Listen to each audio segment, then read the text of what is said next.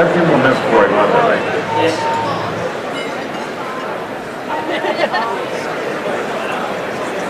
Could someone back there please turn off the president's mic? I think the president's mic is hot. Please turn it off. Thank you. Thank you. Great. I got to get warmed up. I'm so in love.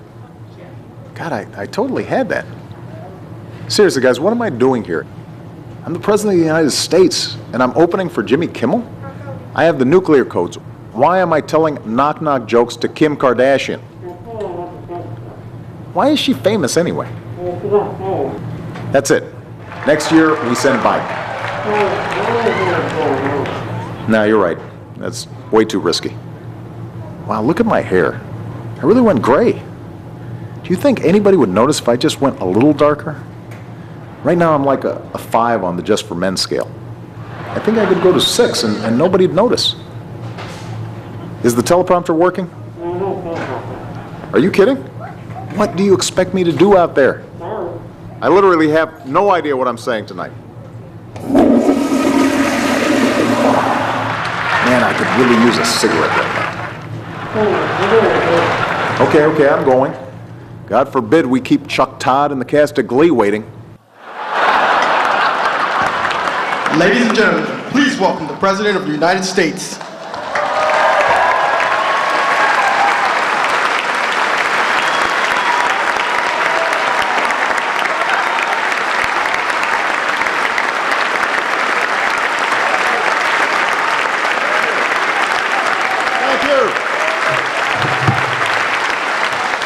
Good evening, everybody.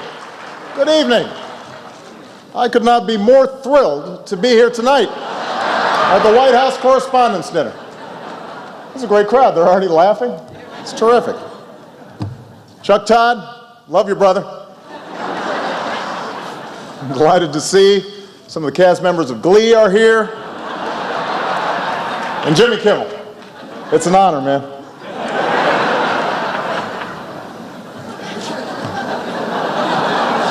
That's so fun. My fellow Americans, we gather during a historic anniversary.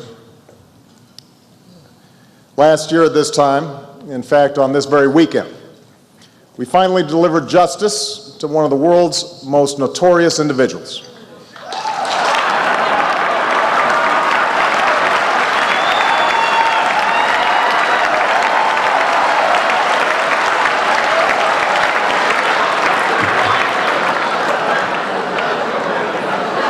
Now this year, we gather in the midst of a heated election season, and Axelrod tells me I should never miss a chance to reintroduce myself to the American people. So tonight, this is how I'd like to begin. My name is Barack Obama.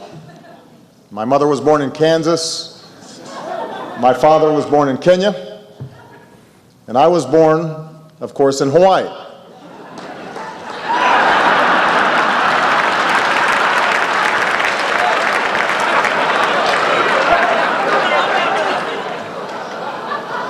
In 2009, I took office in the face of some enormous challenges. Now, some have said I blame too many problems on my predecessor, but let's not forget that's a practice that was initiated by George W. Bush.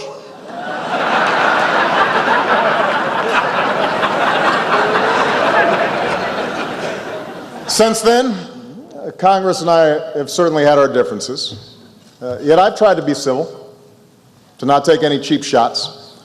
And that's why I want to especially thank all the members who took a break from their exhausting schedule of not passing any laws to be here tonight.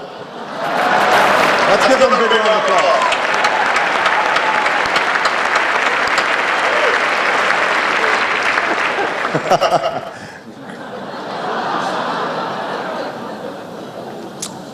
Despite many obstacles, much has changed during my time in office. 4 years ago, I was locked in a brutal primary battle with Hillary Clinton.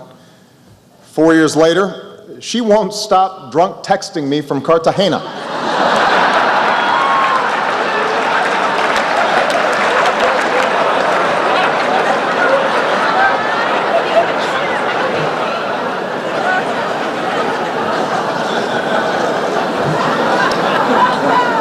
4 years ago, I was a Washington outsider. 4 years later, I'm at this dinner. 4 years ago, I looked like this. Today, I look like this. And 4 years from now, I will look like this.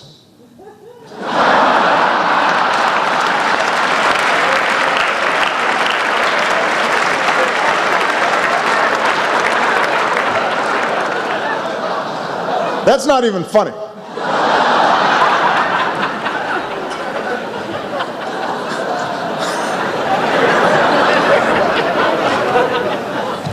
Anyway, it's great to be here this evening in the vast, magnificent Hilton Ballroom, or what Mitt Romney would call a little fixer-upper.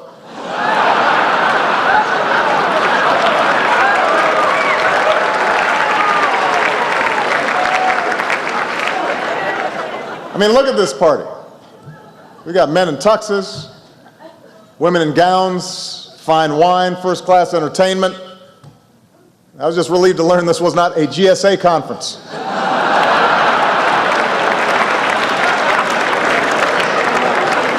Unbelievable. Not even the mind reader knew what they were thinking.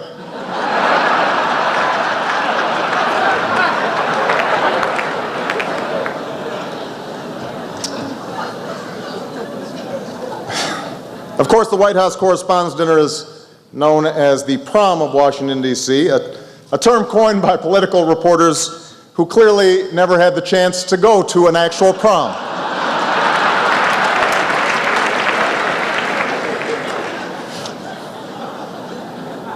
Our chaperone for the evening is Jimmy Kimmel.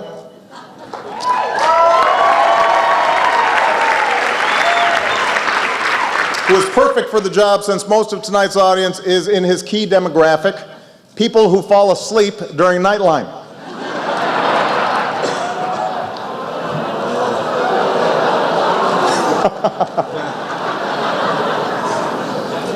Jimmy got his start years ago on The Man Show.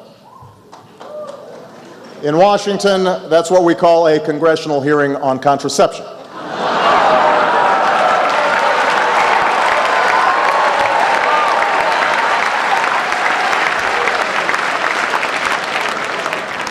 And plenty of journalists are here tonight. I'd be remiss if I didn't congratulate the Huffington Post on their Pulitzer Prize. You deserve it, Ariana. There's no one else out there linking to the kinds of hard-hitting journalism that HuffPo is linking to every single day.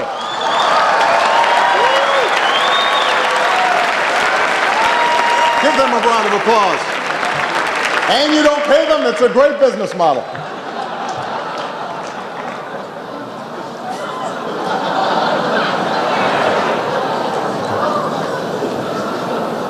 Even Sarah Palin's getting back into the game. Guest hosting on the Today Show, which reminds me of an old saying. What's the difference between a hockey mom and a pit bull? A pit bull is delicious.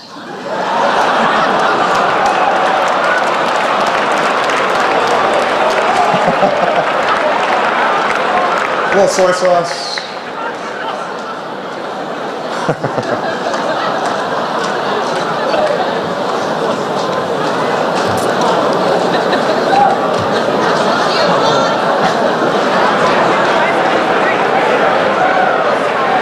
Now,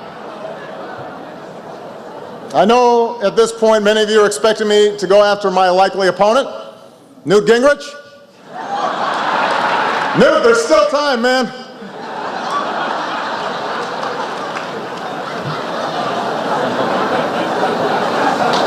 But I'm not going to do that. I'm not going to attack any of the Republican candidates.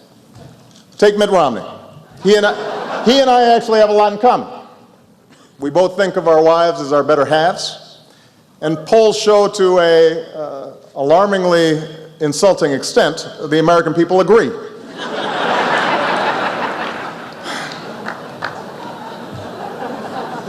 We also both have degrees from Harvard. I have one. He has two. What a snob.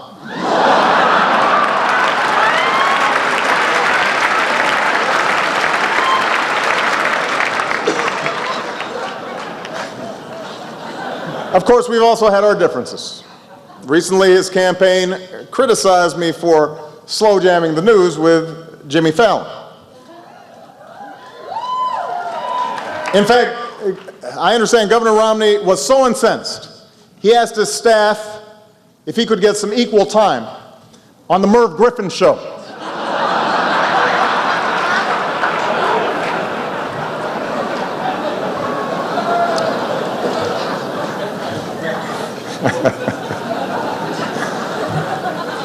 Still, I guess Governor Romney is feeling pretty good about things because he took a few hours off the other day to see The Hunger Games. Some of you have seen it. It's a movie about people who court wealthy sponsors and then brutally savage each other until only one contestant is left standing. I'm sure this was a really great change of pace for him.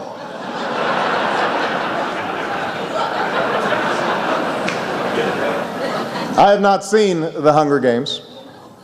Not enough class warfare for me.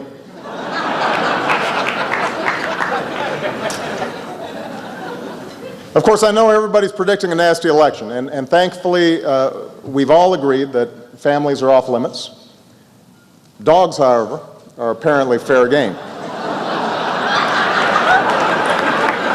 And while both campaigns have had some fun with this, the other day I saw a new ad from one of these outside groups that, frankly, I think crossed the line. I know Governor Romney says he has no control over what his super PACs do, but can we show the ad real quick? Back in 1983, you took your Irish setter, Seamus, on a 12-hour road trip tied to the roof of your car in a kennel. He climbed up there regularly, enjoyed himself. My guess is he liked it a lot better in his kennel than he would have liked it inside. Finally, a candidate with the courage to fight for a dog's freedom to feel the wind in his fur. But what about Barack Obama? Under his failed leadership, man's best friend has been forced into government-controlled automobiles. Just imagine the European-style dog socialism Obama has planned for the next 4 years. More government handouts. A life of government dependency.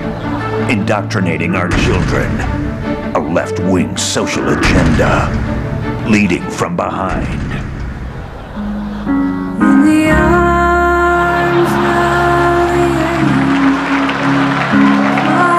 of America's dogs can't afford 4 more years of Obama. For them, that's 28 years. Our dogs need leadership now. Who let the dogs out? Who? This guy. And that's why we need to join Mitt Romney in sending a message this November. I'm an American, and doggone it, I ride outside. Paid for by the Wolfpack.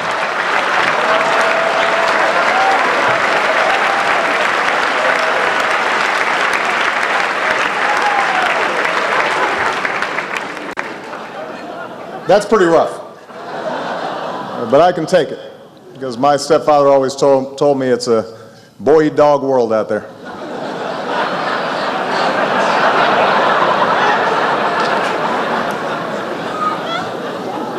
Now, if I do win a second term as president, let me just say something to all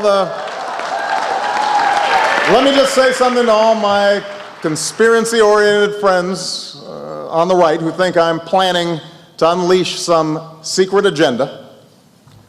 You're absolutely right.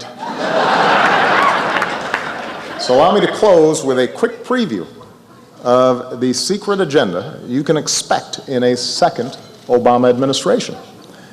In my first term, I sang Al Green. In my second term, I'm going with young Jeezy. Michelle said, yeah. I sing that to her sometime.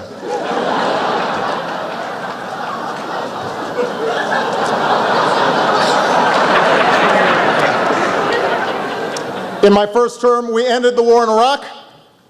In my second term, I will win the war on Christmas.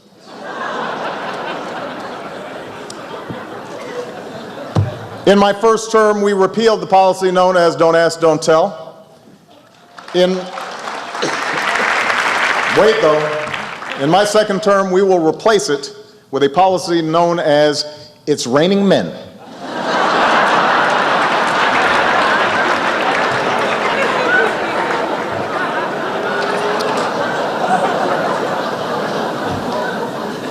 In my first term, we passed health care reform.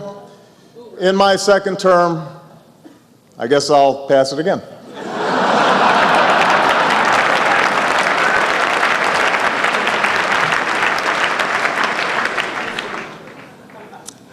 I do want to end tonight on a slightly more serious note. Whoever takes the oath of office next January will face some great challenges, but he will also inherit traditions that make us greater than the challenges we face. And one of those traditions is represented here tonight. A free press that isn't afraid to ask questions, to examine, and to criticize. And in service of that mission, all of you make sacrifices. Tonight we remember journalists such as Anthony Shadid and Marie Colvin.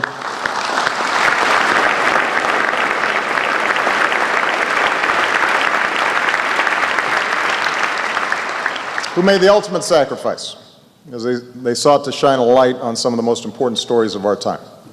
So whether you are a blogger or a broadcaster, whether you take on powerful interests here at home or put yourself in harm's way overseas, I have the greatest respect and admiration for what you do.